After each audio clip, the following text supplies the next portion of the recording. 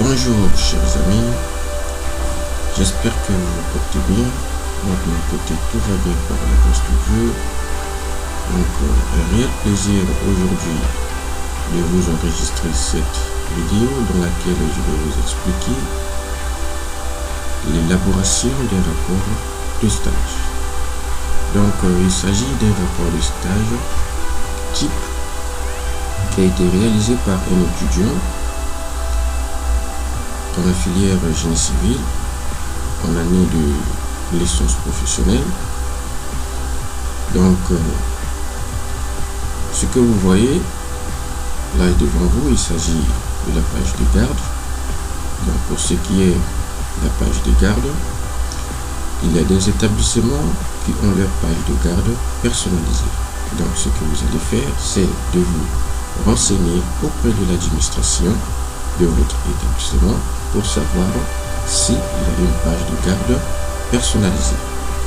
Si ce n'est pas le cas, donc voici un type de page de garde. Donc comme vous le voyez, ici nous avons le royaume du Maroc, Dieu, la patrie, le roi. Ici il s'agit de la devise, le nom de l'université, et l'établissement c'est la faculté des sciences. Et si vous êtes dans un institut, il suffit juste d'écrire le nom de l'institut. Voilà, donc suivi de la filière, nous avons filière génie civil, rapport de stage en vue de l'obtention du diplôme 2. Vous écrivez ici le nom du diplôme que vous allez obtenir et suivi le thème de votre rapport de stage, donc l'intitulé. Ici, il s'agit de mise en œuvre et réalisation du projet d'un bâtiment. Période de stage, du au, vous écrivez la date, la société d'accueil, réalisée par, vous insérez votre nom, soutenu bleu, vous écrivez la date, devant le jury composé de Monsieur Intel, professeur A, président, et ainsi de suite. Donc vous venez d'effectuer votre stage sur le chantier, un stage d'observation ou un stage ouvrier, et vous avez du mal à élaborer votre rapport de stage. Donc ce rapport de stage va vous servir de guide afin que vous puissiez bien élaborer votre rapport de stage.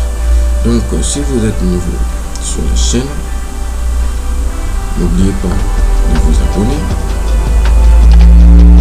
sur la chaîne et de laisser des éventuels commentaires. Donc on va continuer. On vient de finir avec la page de garde. On va passer avec l'étape suivante. Donc avant de passer, donc ici nous avons, si vous êtes dans une université, vous écrivez année universitaire, par exemple 2021-2022. Si vous êtes dans un institut, ce que vous allez écrire c'est année académique 2021-2022 par exemple. Voilà, donc deuxièmement, nous avons le plan de travail. Donc ici, sur le plan de travail, vous allez mettre le résumé des parties de votre rapport de stage. Donc ici, dans le plan de travail, tout premièrement, nous avons les dédicaces, suivi de remerciements, troisièmement, l'introduction, 4, tout corps d'état qui est constitué de généralités sur le gros œuvre, les intervenants d'un projet de construction, les moyens humains et matériels sur le chantier, et ainsi de suite, comme vous pouvez le constater. Et le point G, il s'agit des travaux et activités de la réalisation du gros œuvre. Donc, les travaux et activités de la réalisation du gros œuvre sont les suivants. Nous avons implantation et terrassement, les fondations, les poteaux, les poutres, les planchers, l'élévation des murs et maçonnerie. Ensuite, nous avons la présentation de l'entreprise. Donc, dans ces rapports, dans la présentation de l'entreprise, de société, nous avons l'historique et renseignement, organigramme de l'entreprise.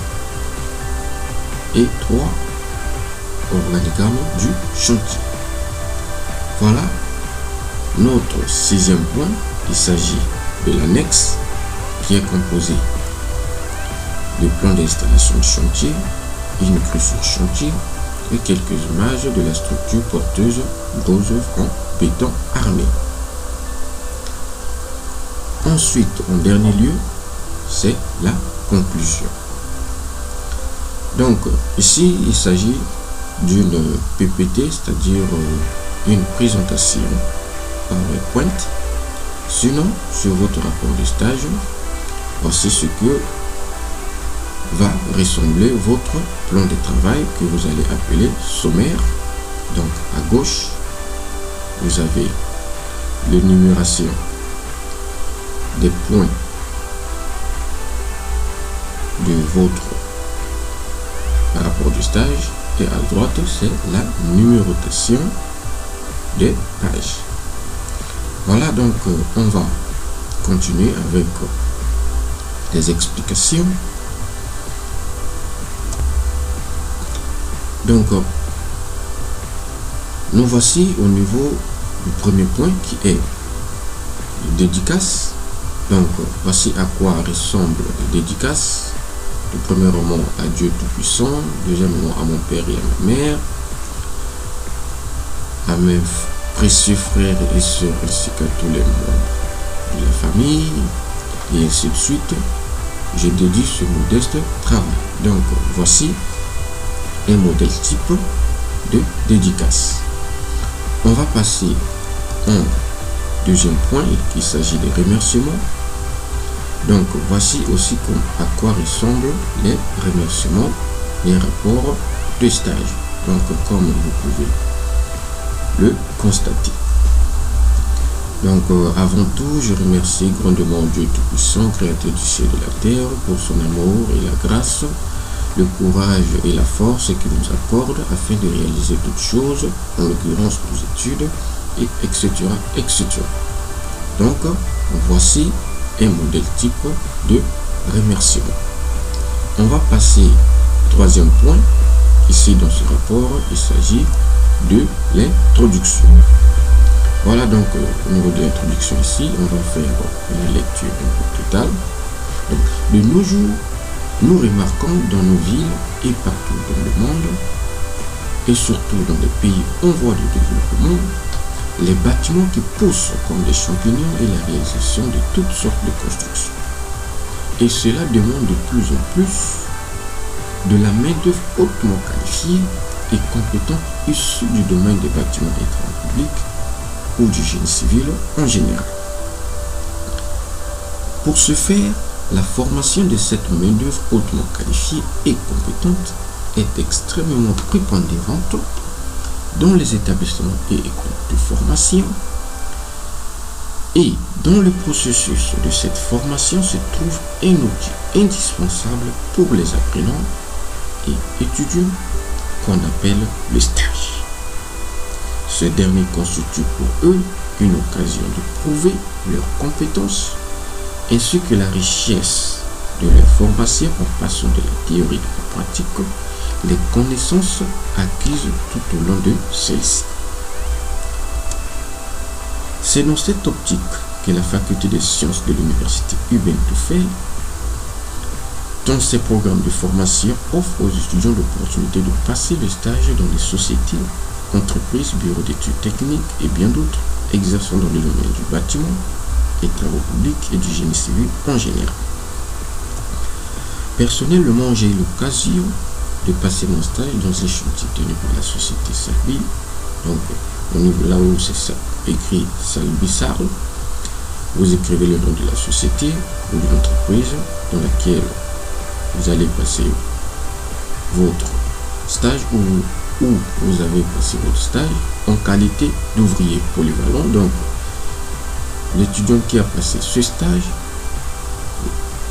l'a passé en qualité d'ouvrier polyvalent sous les thèmes intitulés mise en œuvre et réalisation du gros œuvre des bâtiments. Voilà, donc D'où l'importance de ce rapport pour présenter l'expérience des techniques et connaissances acquises durant cette période de stage.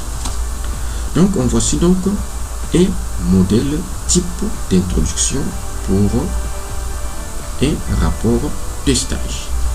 Donc, j'espère que tout est clair dans cette introduction et ça va vous permettre de bien élaborer votre introduction de rapport de stage. Voilà, donc on va continuer. Nous arrivons sur tout corps d'état de notre rapport de stage. C'est ici même le vif de ce rapport de stage. Voilà donc le premier point. Comme notre thème l'indique, mise en œuvre et réalisation du gros œuvre de bâtiment. Donc, tout premièrement, il faut faire une généralité, c'est-à-dire sur le gros œuvre. Puisque ici, dans ce rapport, comme le thème l'indique, il s'agit de la mise en œuvre et réalisation du gros œuvre d'un bâtiment. Donc, il faut faire des généralités sur le gros œuvre, expliquer c'est quoi le gros œuvre. Donc, comme vous pouvez le lire et le constater, le gros œuvre d'un ouvrage consiste en la construction de son ossature ou encore appelée structure.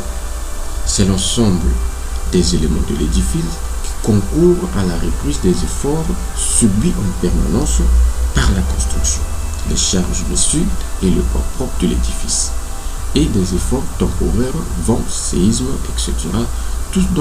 Tout ce qui concourt à la solidité, à la stabilité de l'édifice, c'est-à-dire les fondations avec armature, gros murs, poteaux, plancher, sa pente, etc.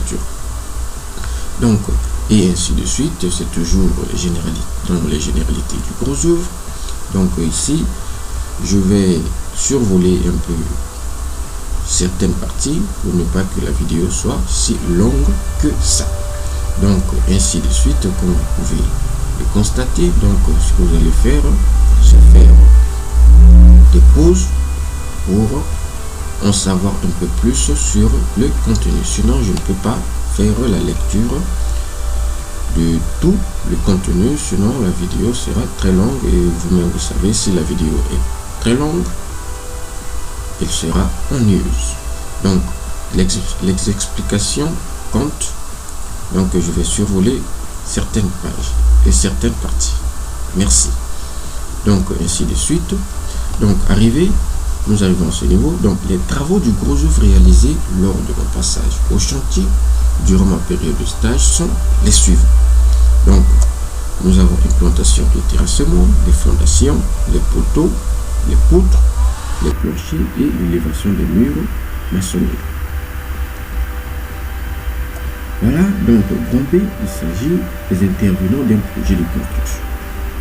Les intervenants d'un projet de construction, il s'agit des personnes physiques ou morales qui interviennent dans le projet. Donc, parmi ces derniers, nous avons le maître d'ouvrage, l'architecte, le BET au bureau d'études techniques, le maître d'œuvre, le laboratoire, le bureau de contrôle technique ou contrôleur technique, CT, le coordonnateur SPS, qui signifie coordonnateur santé, protection et sécurité, suivi de l'OPC, qui signifie ordonnancement, pilotage et coordination, AMON, assistance maîtrise d'ouvrage ou maître d'ouvrage délégué. Et enfin, nous avons l'entreprise. Voici donc un panneau de chantier sur lequel figurent les intervenants du projet. Donc ici, nous avons le maître d'ouvrage, le maître d'œuvre, le bureau d'études techniques, le bureau de contrôle et l'entreprise exécutante. Voilà, donc on va continuer. Les moyens humains et matériels sur chantier. En premier lieu, les moyens humains. Donc, dans un chantier de construction, quand on parle de moyens humains, il s'agit de la main-d'œuvre, c'est-à-dire des personnes qui y travaillent, qui assurent le déroulement, le fonctionnement ainsi que la réalisation et l'exécution des travaux sur le chantier. Donc, d'une manière générale, parmi ces personnes, nous distinguons le chef ou responsable du chantier, le conducteur des travaux, le pointeur, les techniciens et techniciens spécialisés, les grutiers, les ouvriers qualifiés et non qualifiés et bien d'autres. Donc, en somme, la main-d'œuvre varie d'un chantier à un autre et bien sûr en fonction du besoin, de l'importance des tâches et des travaux à réaliser sur le chantier ainsi que de l'envergure du projet. Voilà, nous avons les moyens matériels, donc il s'agit de tout ce qui concerne les équipements et l'outillage, tant mécanique et manuel, utilisés pour la réalisation et l'exécution des travaux de construction sur le chantier, tels que la pelle hydraulique, le contracteur, les grues, les chargeurs, les bétonnières. Donc la liste n'est pas exhaustive, donc voilà pourquoi on a dit, et bien d'autres matériels. On va continuer, nous arrivons sur ce point qui est les différents plans utilisés sur le chantier. Donc sur le chantier, on utilise deux catégories de plans qui sont les plans d'architecte et les plans techniques. Donc les plans d'architecte ou d'architecture, il s'agit des plans réalisés par un architecte. Donc parmi ces plans, nous avons le plan de masse, le plan de niveau, le plan d'élévation ou de façade et le plan de coupe. Deuxième type de plan, nous avons les plans techniques, donc communément appelés les plans d'exécution. Ce sont des dessins techniques qui renseignent tous les détails de construction sur tout ce qui est élément en béton armé et sont préparés par un bureau d'études techniques BET. Parmi ces plans, nous avons le plan de coffrage et le plan de ferrage. Et à cela s'ajoutent aussi les plans d'électricité, les plans de plomberie, c'est-à-dire tout ce qui est réseau d'alimentation en eau potable et évacuation des eaux usées. Voilà donc, nous arrivons sur le point qu'on appelle les réunions de chantier. Une réunion de chantier est un rendez-vous régulier indispensable au bon fonctionnement et au bon déroulement des travaux. Donc elle permet de faire le point sur l'état d'avancement des travaux et le respect du contrat, de décider des mesures nécessaires au respect du délai global d'exécution. Donc chacun des participants du projet, donc maître d'ouvrage, bureau d'études, bureau de contrôle, etc., doit contrôler l'avancement des travaux effectués par l'entreprise exécutante. Donc à chaque fois, ces extrémités se réunissent pour discuter le déroulement des travaux et les problèmes posés, pour faire les modifications afin d'éviter les obstacles et fin de compte, remplir un procès verbal qui doit nettement porter les signatures des intervenants. Voilà, donc on continue, nous arrivons sur ce point qui est l'installation du chantier. Donc, dans tous les chantiers, avant d'entamer les travaux de construction, on procède tout d'abord à l'installation du chantier. Et cela se fait à base du plan d'installation du chantier, communément appelé PIC, qui est un plan aussi important que les plans précédemment cités, les plans techniques et les plans d'architecte. Donc, à quoi consiste le PIC, c'est-à-dire le plan d'installation de chantier? Il permet de garantir une exploitation optimale ainsi qu'une organisation bien définie du terrain du projet afin de faciliter l'exécution des travaux sur le chantier. Il définit en détail les éléments suivants. Donc, l'emprise de l'ouvrage à bâtir, l'emplacement du panneau de chantier et de la clôture provisoire pour signaler le chantier, les limites d'implantation et le terrassement, ainsi de suite, comme vous pouvez le constater sur l'écran. On va passer Et nous arrivons au niveau des travaux et activités de la réalisation du gros œuvre. Voilà, donc en premier lieu, il s'agit de l'implantation et terrassement. C'est la toute première étape de construction sur le chantier qui fait l'emplacement de l'ouvrage sur le terrain, donc qui est l'implantation, et qui est un ensemble de mouvements appliqués au sol pour modifier sa surface naturelle, qui est le terrassement. Voilà donc sa mise en œuvre et réalisation. L'implantation et le terrassement sont deux opérations complémentaires, dont les phases d'exécution se succèdent les unes après les autres tout au long de la réalisation des travaux de ces dernières, selon un ordre bien défini en fonction des caractéristiques de la construction. On voici donc les étapes. En premier lieu, on procède au décapage. Donc il s'agit d'un terrassement de très faible profondeur, environ 15 à 20 cm. Il se fait en général pour se débarrasser de la terre végétale. Donc ainsi de suite, donc voici les étapes qui en découlent pour l'implantation et le terrassement. Donc je vais survoler pour ne pas que la vidéo soit si longue que ça. Donc premièrement, nous avons tout d'abord l'on procède au décapage, 2, le piquetage et le positionnement des chaises d'implantation. Troisièmement, placer les repères sur les chaises. Sur le chantier où j'ai passé mon stage, dans le projet, il s'agissait de semelles isolées, comme vous pourrez le voir sur l'image ci-dessous. Donc on voit sur l'image sur laquelle figurent les surfaces des semelles. Donc il y a une légende, les surfaces des feuilles des semelles, l'intersection des axes montrant le centre des poteaux. Suivi de cette étape, donc on passe à l'extraction des déblais. On voici une image représentative. Ensuite,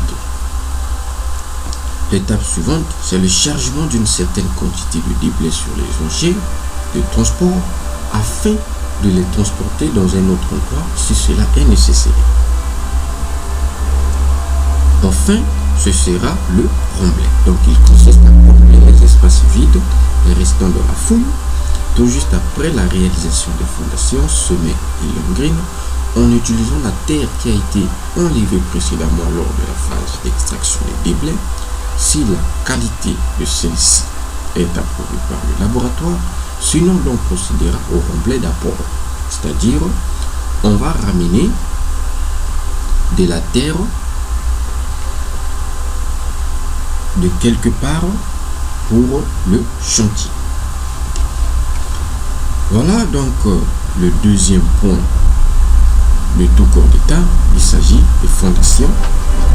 Donc on voici une généralité sur les fondations. Ensuite, nous avons la constitution d'une fondation. De quoi est constituée une fondation? Une fondation est constituée tout premièrement semelles. Donc voici une généralité sur les semelles.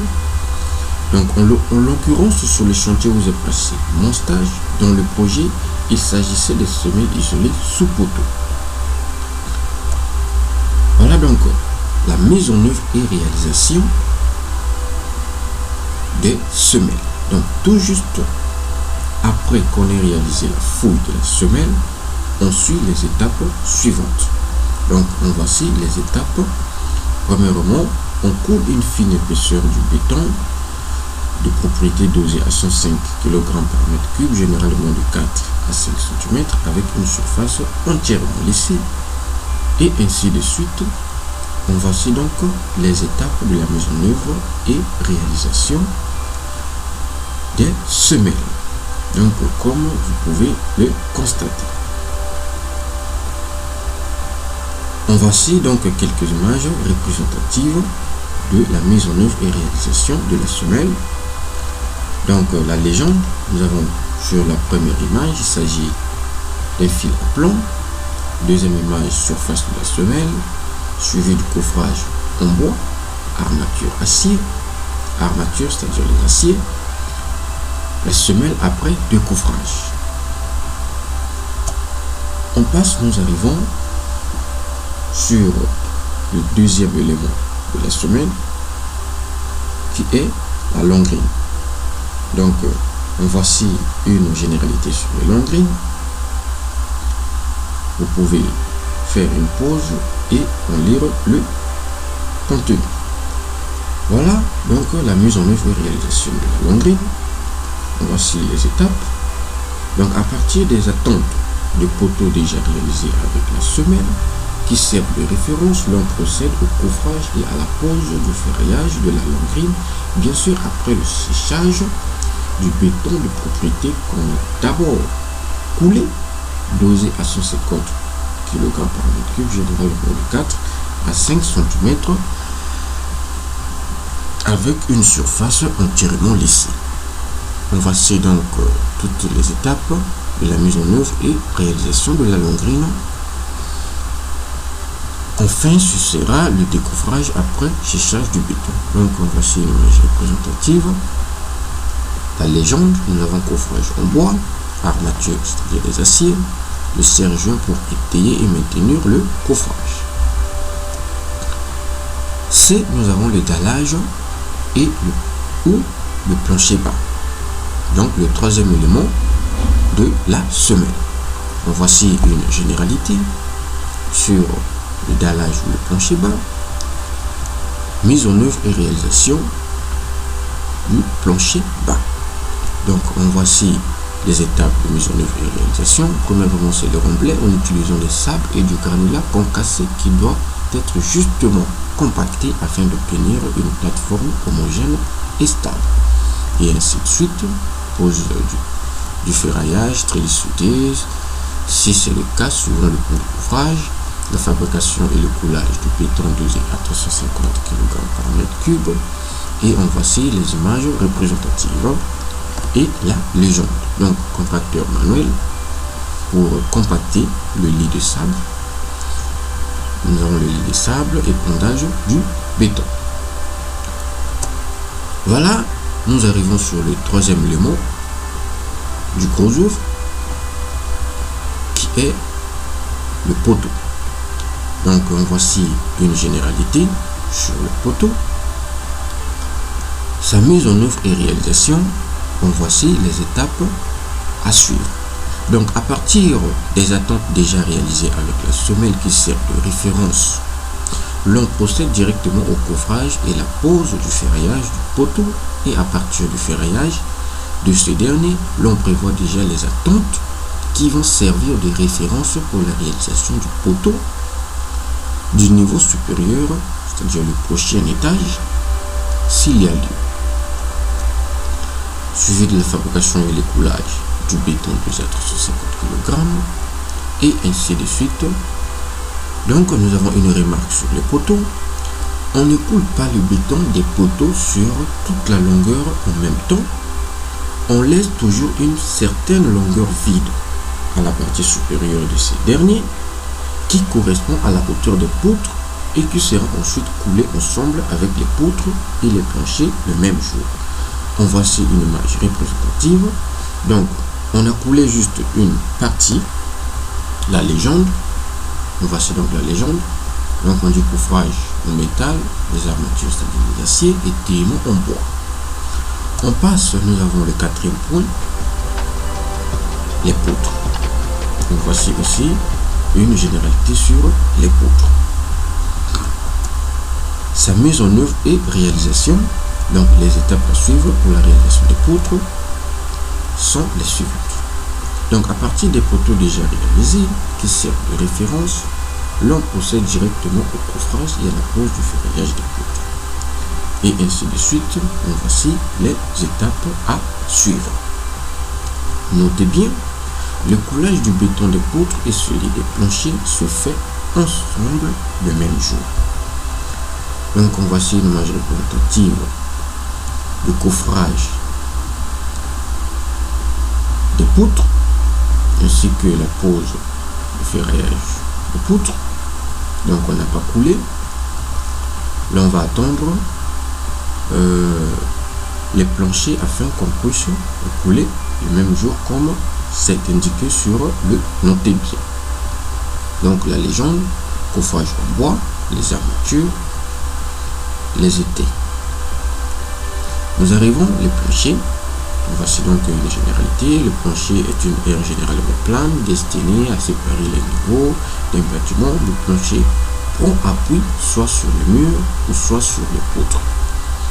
Donc on distingue trois principaux types de planchers. Nous avons les planchers à corps creux, les planchers à dalle pleine et les planchers préfabriqués avec prédale. Et ainsi de suite. Dans le cas du projet de construction auquel j'ai passé mon stage, il s'agissait de planchers à corps creux.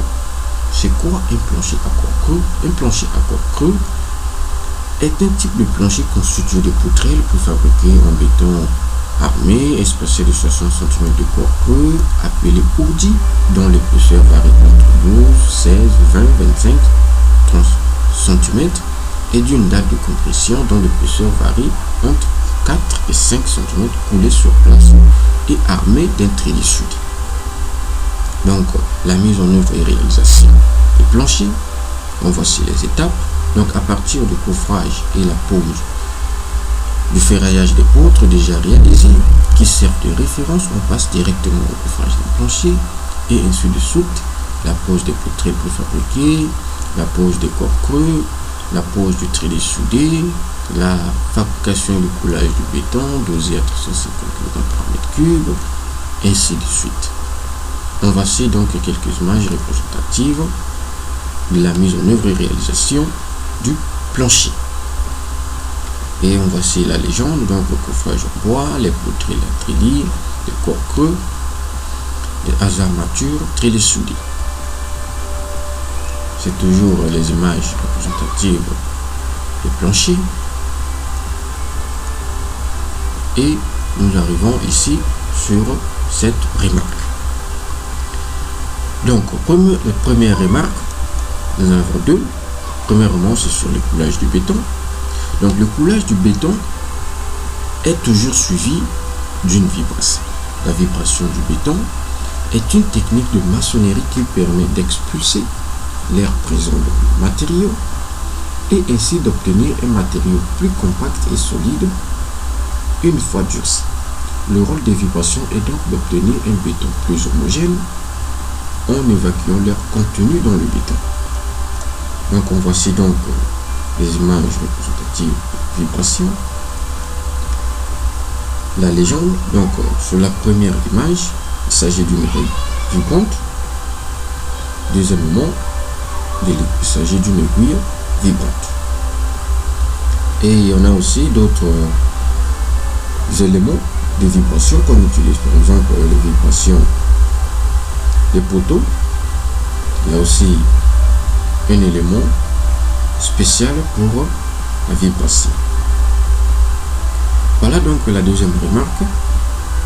Il s'agit de l'alimentation du béton sur le chantier. Donc sur un chantier de bâtiment, l'alimentation du béton est soit par un béton prêt à l'emploi, livré par des camions toupies externes au chantier, ou soit par le béton fabriqué sur chantier BFC, réalisé sur le site par un engin de production bétonnière ou centrale à béton. Donc on voit ici les images représentatives. Si nous avons un camion toupie qu'on va relier avec le camion pompe pour permettre le cheminement du béton sur l'endroit du coulage. Ici nous avons une bétonnière, donc la légende, camion toupie, camion pompe et la bétonnière. Voilà, nous arrivons sur le 6e point du gros œuvre, qui est l'élévation des murs et maçonnerie. Voici donc une généralité sur les maçonneries.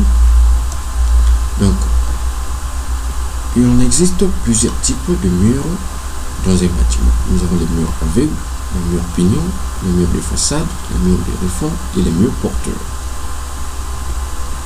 Donc, sa mise en œuvre et réalisation. Donc, après la réalisation des fondations, les poteaux, les poutres et les planchers vient l'élévation des murs maçonniques. Donc, première étape, on définit l'emplacement du mur. Il s'agit de tracer l'emplacement des murs à l'aide d'un corridor de traçage et ainsi de suite. Deuxième étape, c'est la préparation du mortier. Troisième étape, on pose la première couche de mortier d'environ 20 mm d'épaisseur, et ainsi de suite. Cinquième étape, donc voici la liste des étapes à respecter pour la mise en œuvre et réalisation de l'élévation des murs. Donc on pose une couche de mortier sur la surface supérieure, le premier rang, et ainsi de suite. Donc c'est les étapes de la mise en œuvre de réalisation des maçonneries. Voilà donc, et notez bien sur l'élévation des murs. Donc on vérifie régulièrement le positionnement du mur lors du montage. Premier point, avec l'aplomb, il est relatif à la verticalité du mur. L'aplomb est contrôlé avec un fil à plomb.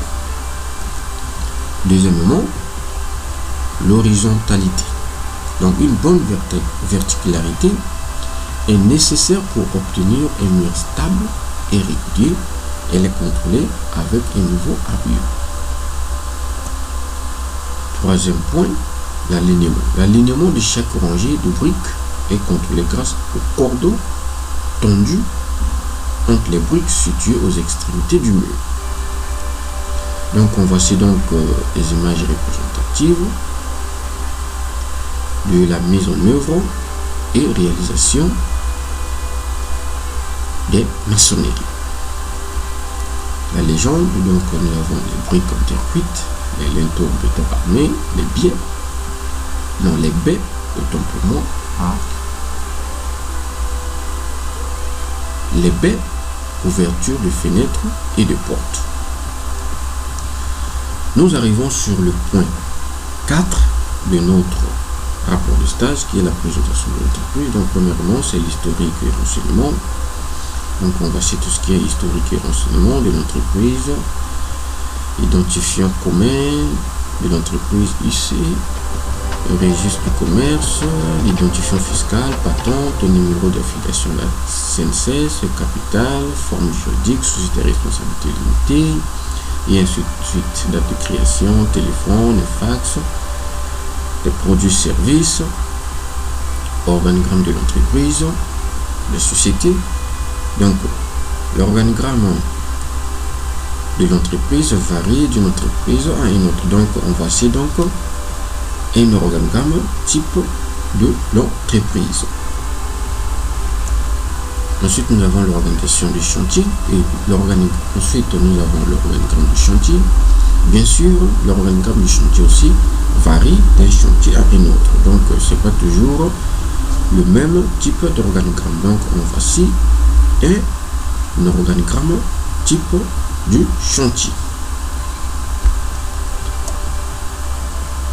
Sixième point du rapport du stage, il s'agit de l'annexe, constitué premièrement d'une image d'un plan d'installation de chantier. Donc vous voyez ici, il s'agit d'un plan d'installation de chantier. Nous regardons ici, nous avons la grue, les surfaces des surfaces à bâtir, les aires de stockage des matériaux, les aires donc tout ce qui est nécessaire qui assure le bon fonctionnement et la bonne exploitation du terrain du chantier. Voilà, deuxièmement, il s'agit d'une image de la grue sur chantier, qui est un appareil d'élevage. Et en troisième lieu, nous avons quelques images de la structure porteuse gros œuvres en béton armé. Donc voici les images. Et en dernier lieu, pour notre rapport de stage, il s'agit de la conclusion. Donc pour la conclusion, on va lire la totalité du contenu. Donc Ce stage ouvrier sur chantier tenu par la société Salby, donc là on écrit société Salby, vous allez mettre la société dans laquelle vous avez effectué votre stage. Donc ce stage ouvrier sur chantier tenu par la société Salby, SARL, représente pour moi une expérience très fructueuse dans le monde professionnel, dans le sens où il m'a permis d'une part l'acquisition de nouvelles connaissances pratiques ainsi que théoriques, tout en ayant une idée réelle sur la matérialisation d'un projet de construction sur le terrain et de par l'intégration dans un groupe de personnes et de savoir travailler en équipe avec elles. J'ai pu donc, durant cette période, assimiler le lien entre la théorie et la pratique et aussi l'importance d'avoir un esprit analytique ainsi qu'un acquis pratique qui permettent une intégration à la fois facile et réussie dans le milieu professionnel. C'est toujours la conclusion qui continue. De ce fait, cette expérience professionnelle que j'ai vécue sur le terrain m'a permis à adhérer aux valeurs de la société et de développer certains aspects de ma personnalité, le sens de l'organisation et de la personnalité, à la rigueur et à la ponctualité en passant par l'esprit d'équipe et la curiosité. Étant donné que c'était un stage d'initiation, j'ai été amené à assister et à participer à tous les travaux et activités sur le ferraillage, le coffrage et décoffrage, le bétonnage et les maçonneries sur tout l'ensemble du chantier. Enfin, j'annoncerai que mon intervention sur les chantiers s'est effectuée dans de bonnes et meilleures conditions. Fin. Merci. Donc, en voici là, nous arrivons au terme des explications de ce rapport de stage. Donc, j'espère que ce rapport de stage type effectué sur chantier va vous être très bénéfique pour l'élaboration de vos rapports de stage effectués sur le chantier. Donc, tout ce qui me reste à faire, c'est de vous souhaiter bonne chance pour vos élaborations de rapports de stage et bon courage pour vos soutenances de vos rapports de stage et n'oubliez pas à vous abonner à la chaîne et de laisser des éventuels commentaires. Et donc d'ici là, nous vous disons à très bientôt dans nos prochaines vidéos. N'oubliez surtout pas à faire un petit tour sur nos vidéos de formation AutoCAD sur la CO et le DAO que nous publions tous les 15 jours. Donc nous vous disons à très bientôt, chers amis. Merci beaucoup pour votre aimable attention.